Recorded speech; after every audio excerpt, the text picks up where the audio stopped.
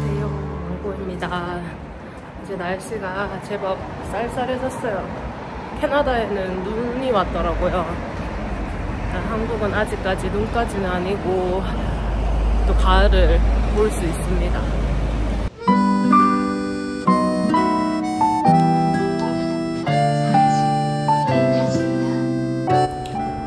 상담 잘 하고 오겠습니다. 지금 2주 만에 가는 거고 2주마다 갈 때마다 많이 위로도 불편하게 갔다 와요.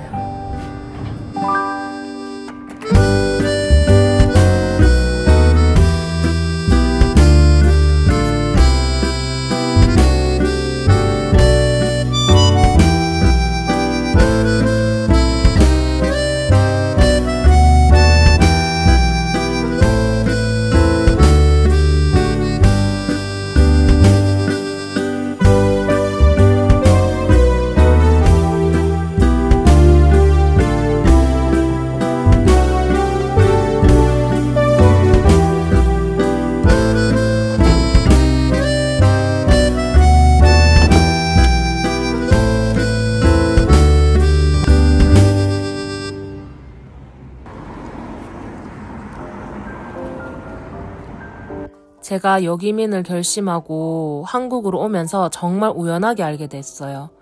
제일 처음에 이야기를 들었을 때가 첫 여기민을 해서 한국에 왔을 때인데, 그때 제가 둘째 라이를 출산하고 산후 보약을 지으러 한의원에 갔었거든요. 그곳이 진맥만 해서 약을 지어주는 곳인데 진짜 제 맥을 잡으시더니 정말 어디가 안 좋은지 다 아시더라고요. 그리고 정말 놀란 거는 남편이랑 사이는 괜찮냐, 고부간에 갈등은 없냐, 사는 거는 평탄하냐, 이렇게 막 물어보시더라고요.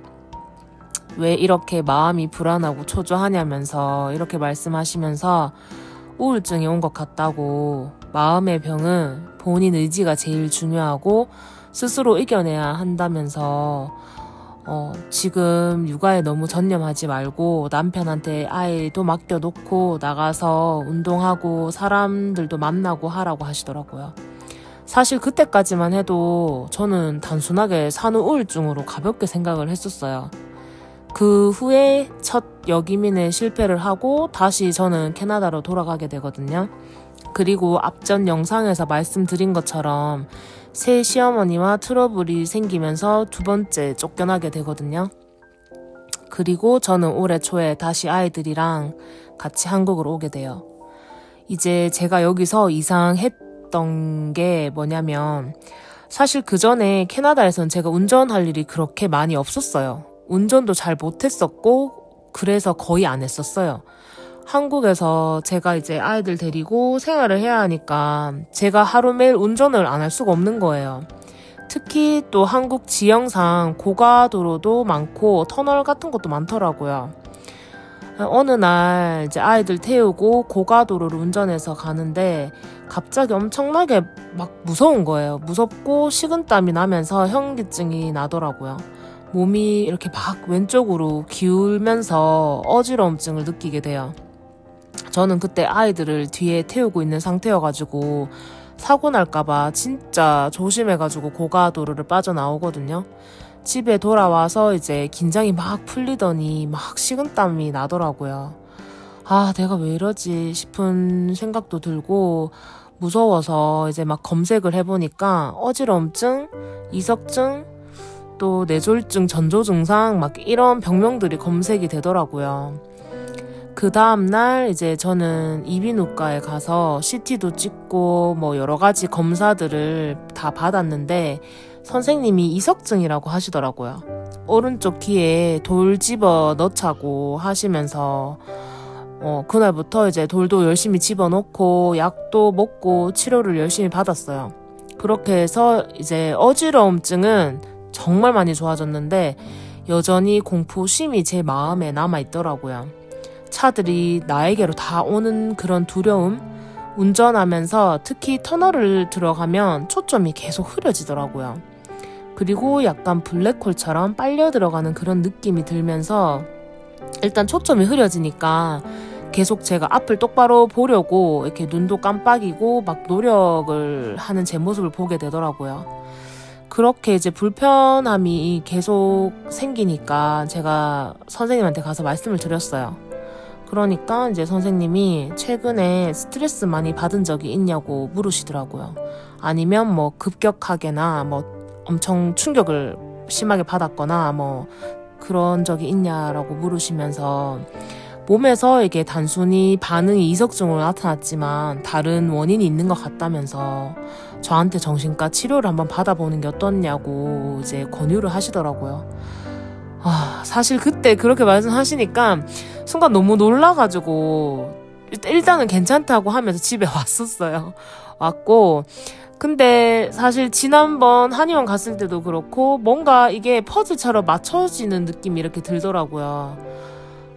문제는 저는 진짜 현재 남편 없이 계속 아이들을 돌봐야 되고 매일 운전을 해야 하는 입장에서 이런 불편감으로 운전을 할 수가 없었고 특히 진짜 운전대를 잡는 게 공포스럽더라고요. 너무 무섭고 그렇게 몇 주를 흘려보냈어요. 그리고 어느 날 곤히 잠든 두 아이들을 얼굴을 보는데 그 밤에 막 눈물이 쏟아지더라고요. 좋은 엄마가 되고 싶은데 내가 진짜 아픈 거면 어떡하지 이런 걱정들도 들면서 아픈 거면 빨리 치료를 해야 하는 게 맞는데 그래 치료를 하자 이런 결심이 생기더라고요. 제가 갈 수 있는 범위 내에 있는 병원들을 이제 막 찾고 이제 후기들도 보면서 그 중에 제일 마음에 드는 병원을 이제 골라서 그 다음날 전화를 하니까 이제 제가 초진이어가지고 1달 반 정도를 기다려야 된다 하더라고요. 제가 이게 가고 싶어도 바로 못 가더라고요. 일단 예약을 해두고 이제 그날부터 초조한 마음으로 이제 1달 반을 기다렸어요. 그리고 이제 병원을 가게 됐거든요. 이제 너무 떨렸고 사실 무슨 말을 해야 할지 그리고 나를 어떻게 볼까 막 이런 오만 생각들이 다 들었었어요. 저의 걱정들이 무색하게도 처음 자리에 앉아서 선생님을 딱 보는데 마음이 너무 편안한 거예요. 제가 상상했던 그런 모습, 걱정, 두려움은 다 사라지고 정말 지금껏 해보지 못했던 속마음을 이 사람한테는 이야기를 해도 괜찮겠다 이런 마음이 들더라고요. 그게 올해 7월 말이었어요. 저는 사실 약에 의존하게 될까봐 걱정도 많이 했었고 특히 저한테 당신은 문제가 있는 게 맞다. 정신병이다. 이렇게 말을 할까봐 그게 정말 두려웠던 것 같아요. 당연히 한 번도 그러신 적 없으시고요. 오히려 어떻게 참았냐. 이거는 당연한 거다. 이렇게 이제 제 마음을 막 만져주시니까 저는 또 완전 F거든요. 안 그래도 눈물이 많은데 진짜 진료 때마다 눈물 나서 힘들어요. 한 번도 누군가에게 이렇게까지 제 속마음을 이야기해본 적이 없었던 것 같아요. 위로받고 싶었나 봐요. 진짜 이 선생님을 만난 게 행운이고 감사한 마음이 많이 들어요. 이번에 제가 진료를 받을 때 해주신 말씀 중에 제가 기억에 남는 것 중에 하나가 우리 뇌는 기억하는 곳인데 무슨 일을 당하고 겪을 때 제가 그 상황을 마주할 때 제 감정을 참게 되면 뇌가 그걸 기억을 한대요.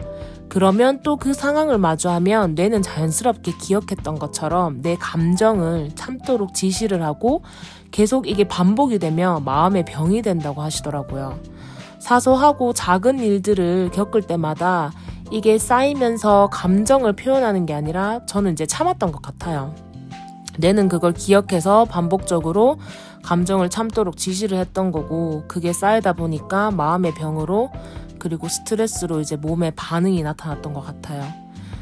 지난 영상들을 보신 분들은 다들 눈치채셨겠지만 제가 여기민을 하게 된 이유가 사실 더 이상 이렇게는 못 살겠다 이 마음이 진짜 컸고요. 제가 살려고 한국으로 나왔던 것 같아요. 사실 말이 여기민이지 솔직히 말하면 한국으로 도망치고 싶었던 것 같아요. 아이들도 있는데 너무 무책임한 것 아닌가 하실 수 있는데 제가 안정되고 행복해야지 아이들도 안정되고 행복하게 양육할 수 있다라고 저는 생각을 했고 저한테 쉼이 필요했던 것 같아요. 그게 내 가족이 있는 한국이 된 것 같고요. 또 저는 사람을 참 좋아하는 사람인데 하물며 내가 사랑하는 남편의 가족들과의 관계가 그렇게 깨지고 나니까 제가 너무 거기서 충격과 상처를 받았던 것 같아요. 이제 외국 시댁이라고 생각을 해서 저는 뭔가 좀 다를 거라고 생각을 했었고 내가 이방인이라 그런가 생각도 했었는데 보니까 외국 사람들끼리도 고부 갈등이란 게 존재하고 있더라고요. 지인들도 그렇고 많은 분들이 외국 사람이 어떻게 그렇게까지 해? 그게 말이 돼? 뭐 이렇게들 말씀하시고 다들 젠틀하고 부드럽다고 생각하시는데 사실 저도 그렇게 생각했었어요. 근데 제 착각이었더라고요. 아무튼 결론은 사람 사는 건 다 똑같다. 이렇게 생각을 하게 되면서 그래도 정말 다행인 건 저희 신우가 저처럼 고부 갈등을 겪었더라고요. 엄청 힘들게 겪으면서 특히 신우는 캐네디언이거든요. 캐네디언이고 시어머니도 캐네디언인데 어린 나이에 시집 가서 초반에 엄청 마음고생을 해서인지 저를 진짜 많이 이해해주고 위로해주고 사실 진짜 쫓겨날 때마다 저를 계속 받아줬었어요. 받아주고 저희 애들도 많이 예뻐해줬었어요. 제가 이 유튜브 채널을 개설하게 된 것도 사실 소통할 곳이 필요했어요. 저를 위해서 개설하게 되었고 마음으로 담아두었다가 병이 났잖아요. 이제는 여기다 마음껏 풀어내려고 해요. 아직 제가 선생님한테 유튜브까지 한다고는 말을 안 했었거든요. 부끄러워서 말을 안 했는데 언젠가 때가 되면 이야기를 하려고 해요. 아마도 깜짝 놀라실 것 같아요. 그리고 앞으로 저의 계획을 조금 말씀드리면 아이들이 지금 10개월 정도 아빠랑 떨어져 있어요. 매일 2, 3회씩 영상통화도 하지만 사실 지금 아이들 이 시기가 정말 중요하잖아요. 아빠가 꼭 필요한 시기이고 또 제가 아빠의 빈자리를 대신해 줄 수 없다는 것도 알고 아빠 또한 아이들 커가는 모습을 못 보니까 참 제가 많이 미안하기도 해요. 그리고 이번에 친구와 경주에서 1박을 하면서 사실 이 친구랑 5년을 넘게 알고 지내면서 제 이야기를 처음 해줬던 것 같아요. 제가 항상 이렇게 듣기만 했었던 것 같은데 제 이야기를 처음 이렇게 하면서 친구가 참 많은 좋은 말들을 저한테 해줬었거든요. 그 중에서 이제 친구가 한 말 중에 아이들은 아빠가 꼭 필요해. 한국에서 혼자 이렇게 애 둘 데리고 힘들게 있지 말고 캐나다로 다시 와. 너만 마음 꽉 잡고 3년만 꼭 버텨보라고 이렇게 말을 하더라고요.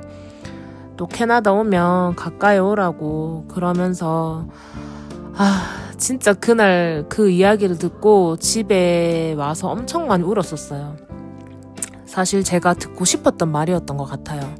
아이들한테도 너무 미안하고 누구보다 저 스스로 잘 살고 싶었거든요. 그래서 누군가 이렇게 말해주기를 기다렸던 것 같아요. 다시 해보라고, 도전해보라고.